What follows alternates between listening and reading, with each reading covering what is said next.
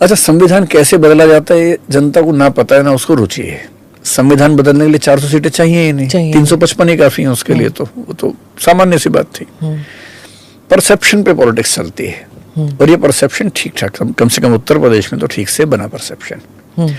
कुछ और राज्यों में बना होगा, लेकिन उत्तर प्रदेश में तो विजिबली दिख रहा था। राजस्थान में मेरा अपना अनुमान ये है कि वहाँ की जो पॉलिटिकल डेवलपमेंट थी उनसे नाराजगी ज्यादा थी, लोकल वाली। यही हरियाणा में भी था। संविधान बदल देंगे वाली फीलिंग उत्तर प्रदेश में मेरे ख्याल से ज्यादा रही, और बिहार में नहीं थी।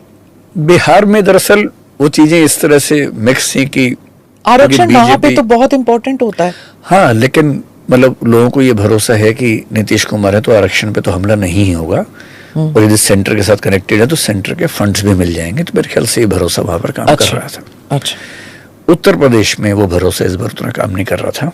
और अगर आप थोड़ा सा वहां की डेमोग्राफी को देखें तो बात समझ में आए। जैसे अयोध्या को लेकर लोग कहते हैं कि ऐसा कैसे हो गया, मंदिर बना वहां ऐसा, हालांकि फैजाबाद एनीवे सीट तो फैजाबाद है ना, उसमें से 5 में से एक हिस्सा अयोध्या का है, सीट तो फैजाबाद है।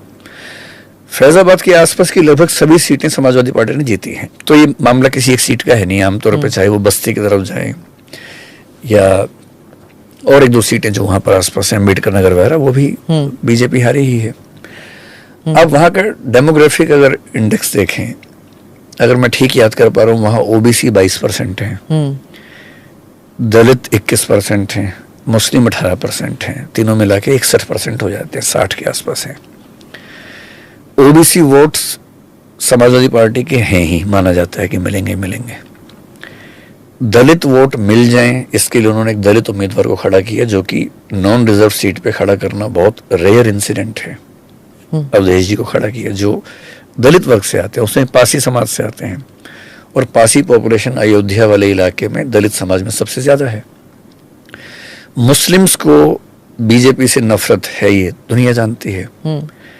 जब ये तीनों मिला के 60% वोट हो रहे हैं, तो अयोध्या में बीजेपी का हारना बहुत आश्चर्य की बात तो है भी नहीं। वैसे भी ये तो मीडिया में हल्ला ज्यादा मचा हुआ है। 2014 और 2019 में अगर आप वोट्स का परसेंटेज देखें, अयोध्या में पिछले 3 इलेक्शन से 48% वोट विनिंग कैंडिडेट को मिल रहे हैं, हर बार 48% मिलते हैं।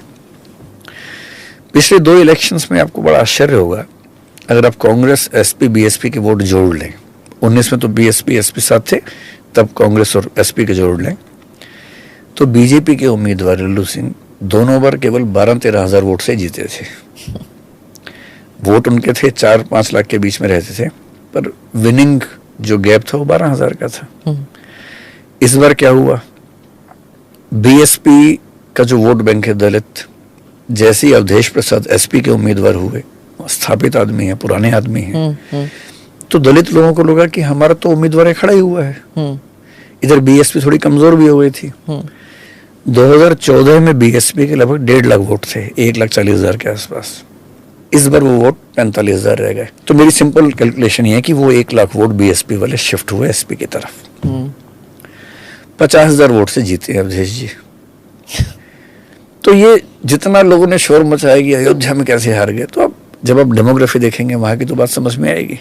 सर, आप जब आप कॉलेज में थे तो वो दौर था आरक्षण वाला जी, ठीक है। उसके बाद राम जन्मभूमि का भी उस वक्त भी आप